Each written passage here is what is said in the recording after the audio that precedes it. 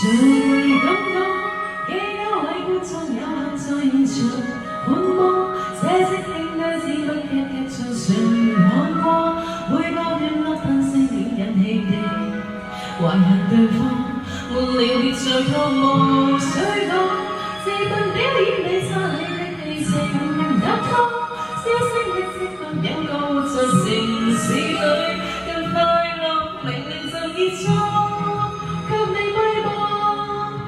很習慣在太以前因得到錄音不過到約會場合裏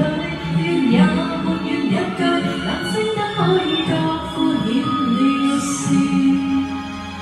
投出舉手太多神經開始犯錯當我不夠你是我死撐下去太做作為了什麼不說愛也會換來浮躁大動作更多離開講得太多情感一早試過